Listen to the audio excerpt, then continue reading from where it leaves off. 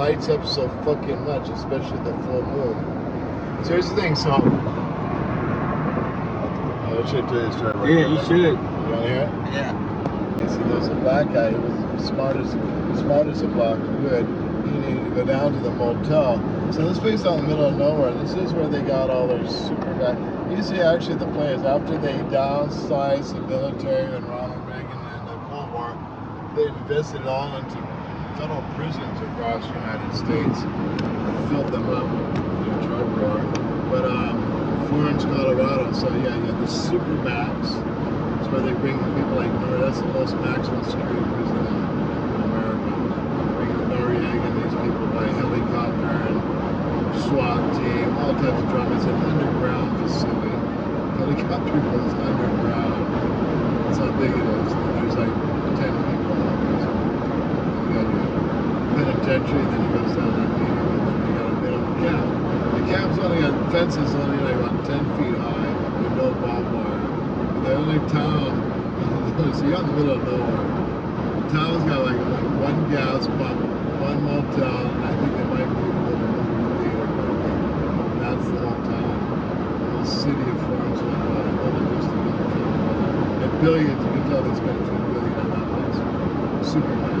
But anyway, so what happened was just so happened was my birthday.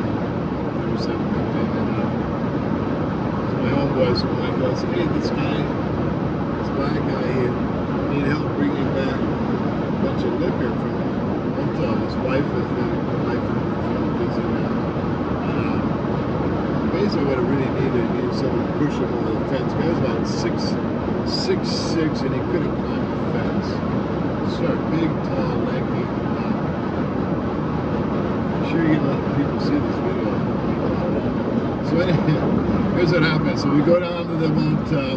I talk to him. And his homeboys had to push him over the fence to go, and it's snowing a bit. So all the ground is snowing. It's got a path over there, like cars could drive down. A bunch of little, those tumbleweeds all around. So we jog down. God, I'm in shape, but he's out of shape up coffee. So we get down to the motel, and we get in there, and he's like, got weed and everything. Got weed and whiskey and all this shit. We get there, it's supposed to be to help him carry the liquor back. There's a small, one bottle of Jack Daniels, a fifth. That's what I like Jack Daniels. It's like Crown Royal, but it was snowing and it's cold. I drank this fifth of whiskey back on the way back to the prison while jogging in the snow. So wait up. So here's what happened. We get down to the hotel. Yeah, it's had his girlfriend go to the bathroom and do whatever. So I got a little bottle of Jack Daniels and his niece or something. So I got a joint, I'm smoking. I'm like, well, can I just save it for later? Nice fat joint. It was pretty good. Well, this joint, the bottle of Jack Daniels, and that's it.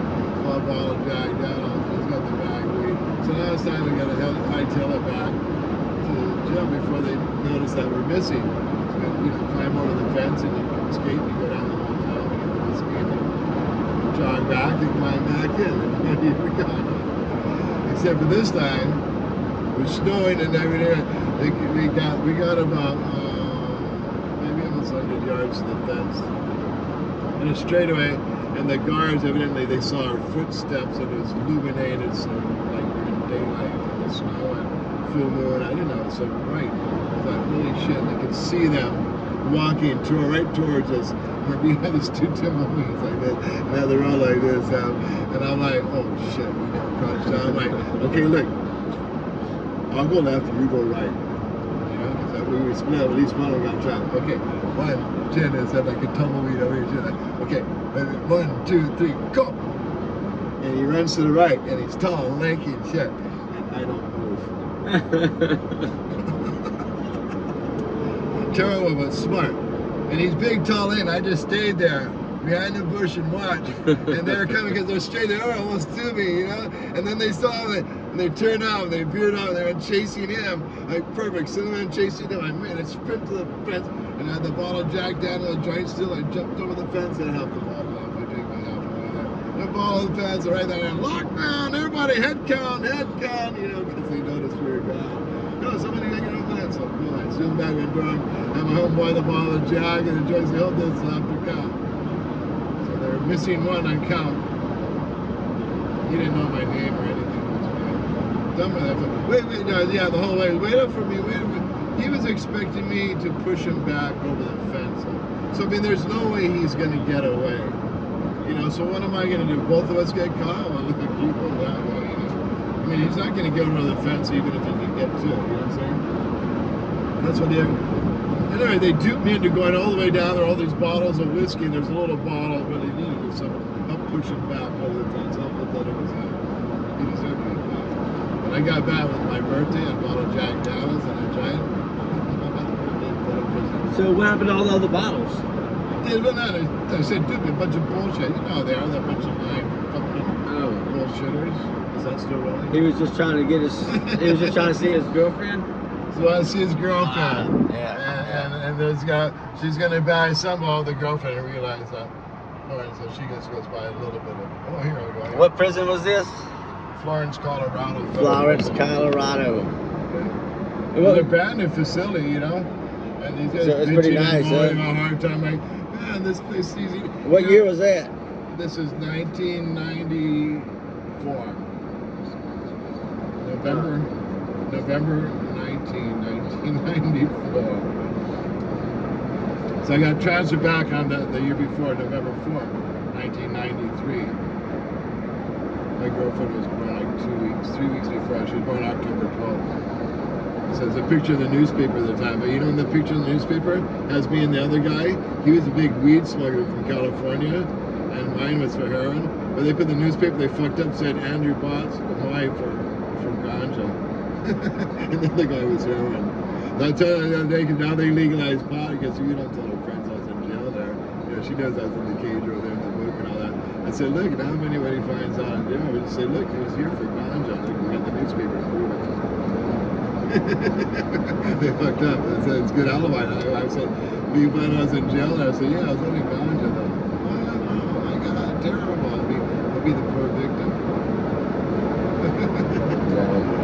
You had to spend time on our prisons for ganja. Oh yeah, these guys had fucking weed. This other guy, Walter, had like 20 fucking tons of weed. He made him wait years till he could transfer home. Yeah, because you would in school and shit. 50 miles out to sea he's the only fucking foreign American and there's like 12 ties, none of them speak English. They had 20 tons of this freighter sinking. They're like, fuck, we can dissolve you right now, pal. Nobody fucking knows. So they transported you from Thailand to Colorado? No, first to Los Angeles Metropolitan Union. So here's how it works. They're negotiating this transfer treaty, prisoner transfer treaty, like Mexico does. You know, it's usually Mexico 1-for-1 change, prisoner exchange. But here how it worked was, if you got a life sentence, you got to serve at least 8 years. If you have anything less than life, you'll have to serve 4 years. And so I figured, well, fuck it. You know, you find the case, you're getting life. If you don't find the case, you're getting anything but life. So you can go after 4 years. And it's like, well, you can't win the case anyway. Well, I couldn't see that first, but well, at first because nobody had transferred on the treaty. I'm like, yeah, but he's like, yeah, but nobody transferred on this treaty.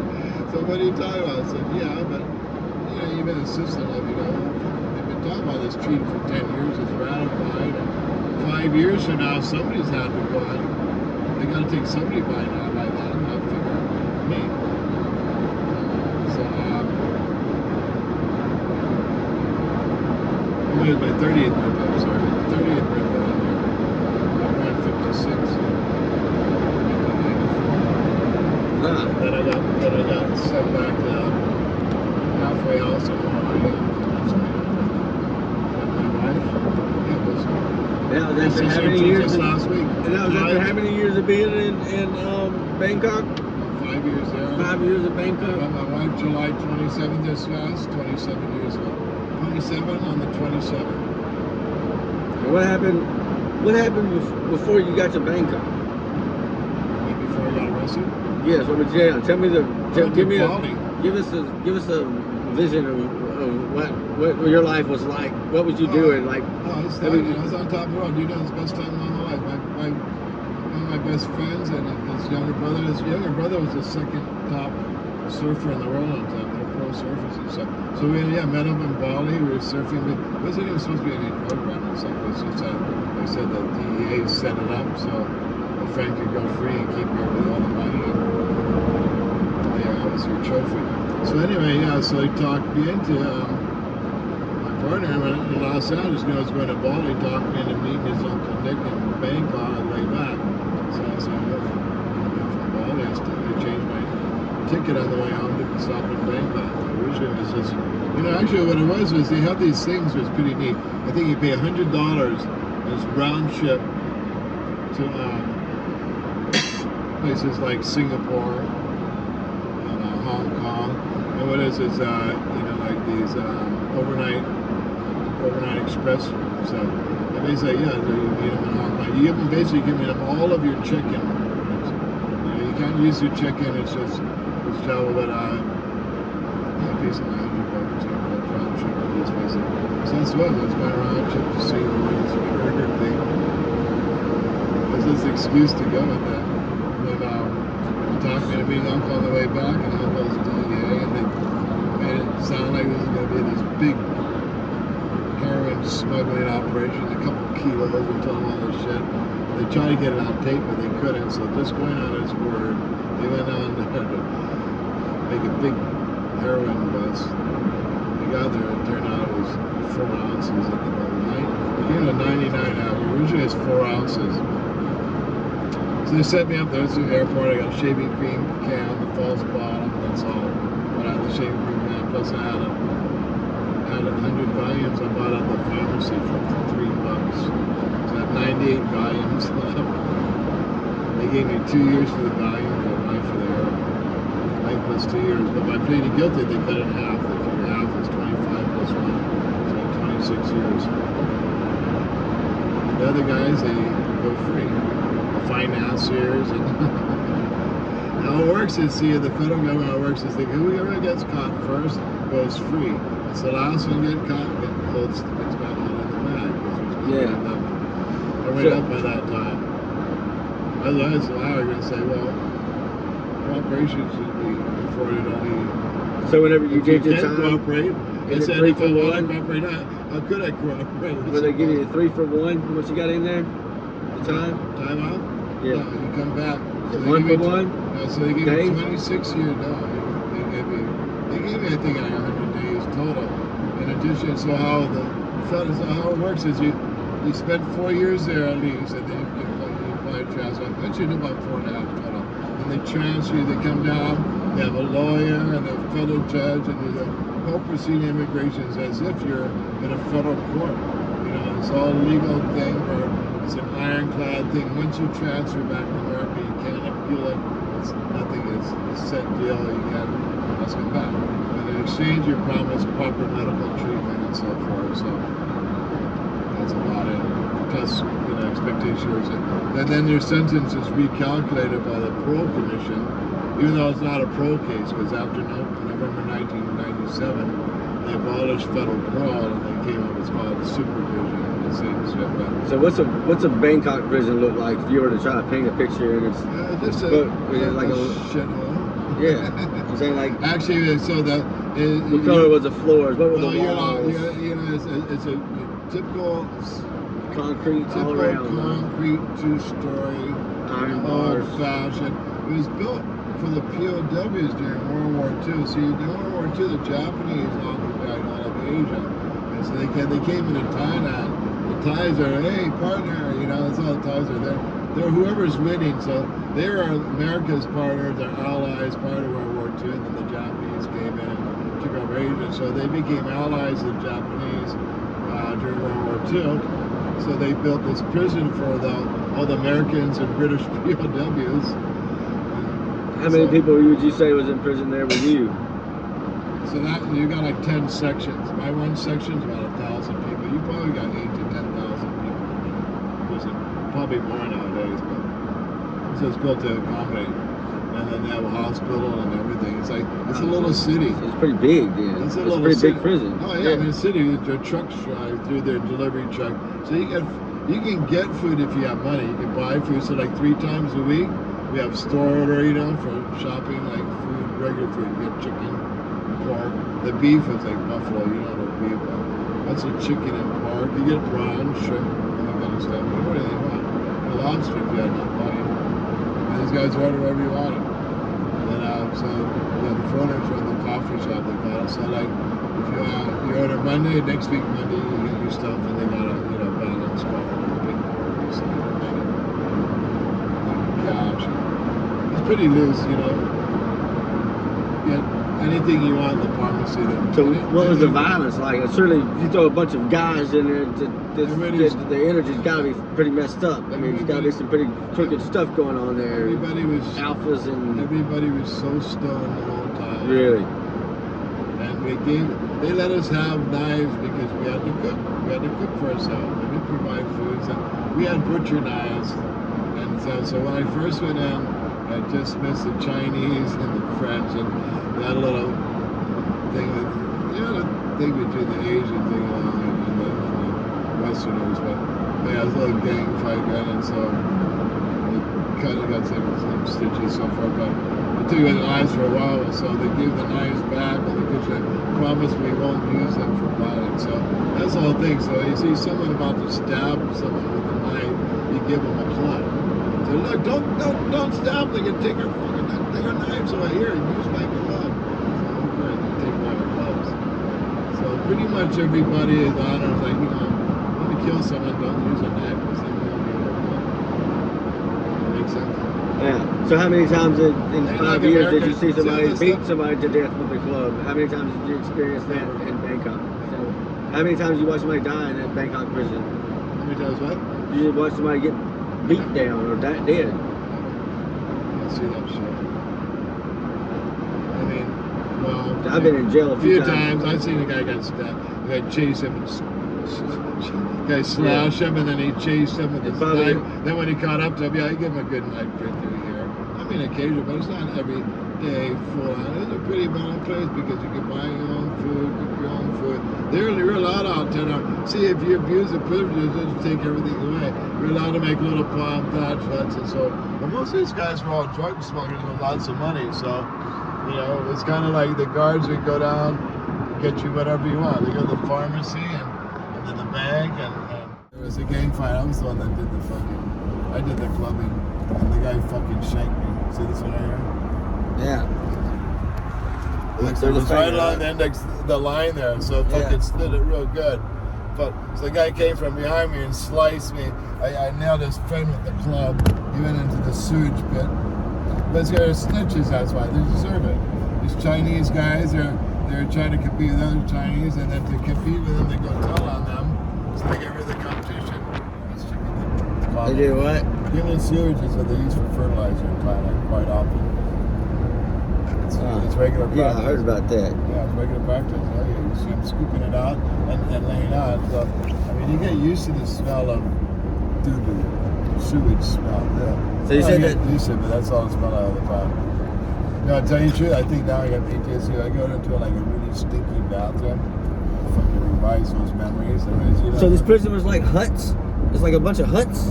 Like during a city? Yeah, so during the day... They got a big fence around it? It wasn't real big, so the whole big walls all around the whole place. So our section is a section within all these walls, and during the day. In 2 miles, take exit 160 for Louisiana 3064, Essen Lane.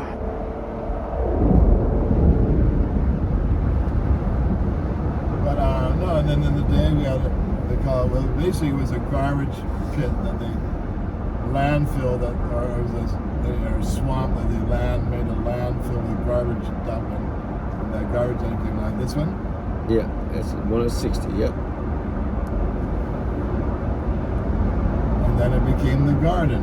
So that was kind of strange to tell you. So what I did for 4 years, Sam, is I turned this fucking cesspool into a garden. The same way I've turned my garbage dump into a garden. So that's funny. You see, the sequel story is kind of parallel. And I was just seeing that the other day. I thought, I was seeing that last night. It's funny. It's because it's almost exact timing. Exactly. I got here in January. When I went into the census part, it was December, around Christmas time, right around the same time as this. And then I left there in November, and I said, end of November, or no, beginning of November. So it's almost exact parallel story. 4 years I was there making this is a cesspool, the garbage dump cesspool shithole. But I had orchids, I eat everything that grows in Hawaii, and that's their orchids and the jasmine we call pecan. Growing in Bangkok. Yeah, in Thailand. Oh. Inside the jail. So my garden, that's what I did inside there. I made a garden. In half a mile, take exit 160 for Louisiana 3064, Essen Lane. What? Yep, take that exit. Okay. So I did that 4 years. That's what I'm doing now. It's the only thing then. Here is solitary confinement. See that, the 4 years was more fun. I was running around, stealing all that. Take exit 160. Whenever you was younger, before you went in, I mean, what was your party like? What was your party life like? Was you club it? We're going to the fancy club, right? What kind of cars was you driving in? In a quarter mile, use any lane to turn left onto Louisiana 3064, Essen Lane. You did what was it, transporter? What was your your? I'll tell you, big one. What did your pocket look like back then? Use any lane to turn left onto Louisiana 3064, Essen Lane. No, I just make one run a year. It's just a normal lifestyle. Porsche every day, drive a different Porsche. Continue on Louisiana 3064 for 1 mile. Yeah, I wasn't just throwing money around. I was investing in these Porsches and stuff, and I was making $5,000 on every Porsche that I bought. And flip it and drive around for a month in this Porsche and flip it, make $5,000 and go buy a couple more. So I was doing this as an investment, and so as I look at, well, yeah, you can do all that high flying, but people that spend money doing all that and partying, that's stupid. It's such a waste of money.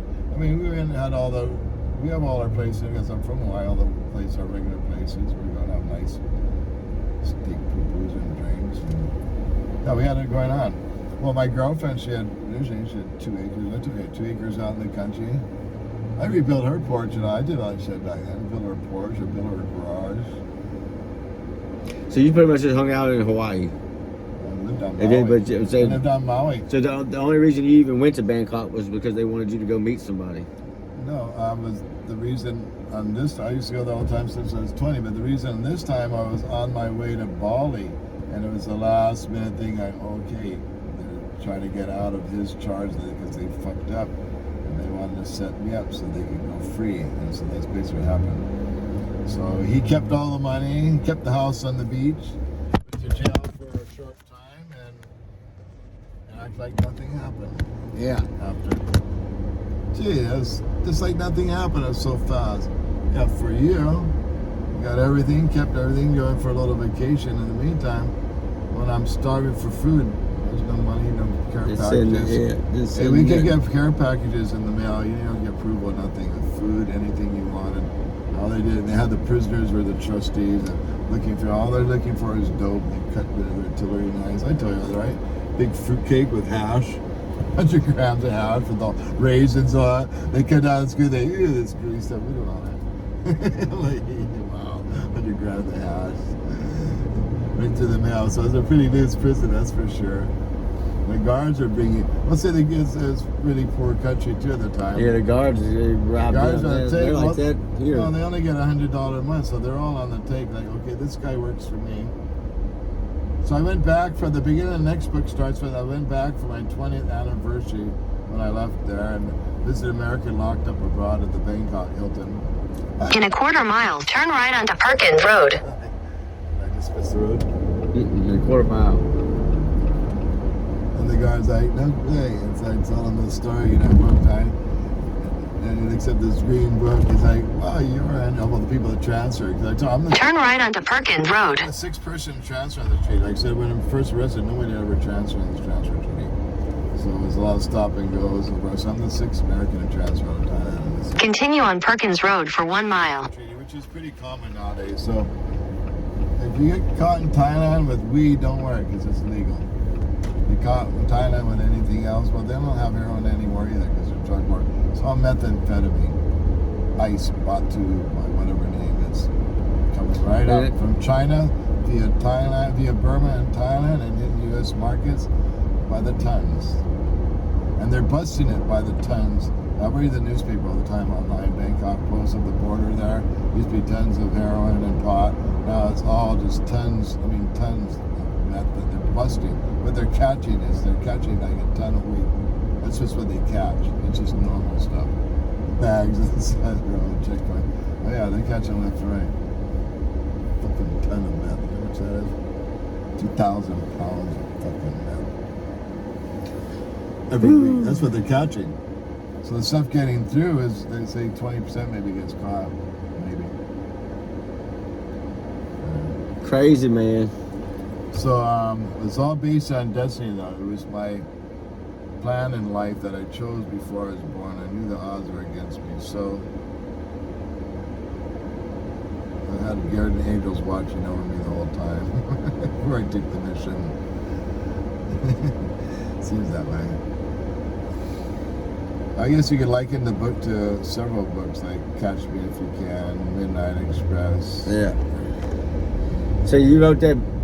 You wrote a book called Nightmare in Bangkok. Nightmare in Bangkok. The sequel is Miracle in Mandalay. And you wrote that while you were in Bangkok? Well, I wrote, I pretty much wrote, stone the whole time. We were locked down 14 hours a day. If I was in stone, I never would have wrote it because I hate writing. I flunked English. But I had to get everything live because I'd forget a lot of that stuff, like, the rats scurrying around in the hospital. And people, it's kind of, some stuff that is hard to remember. In a quarter mile, turn left onto Quail Drive. Okay, I gotta get this down. I won't even remember this. Get the left lane? Yeah. Turn left on Quail Drive.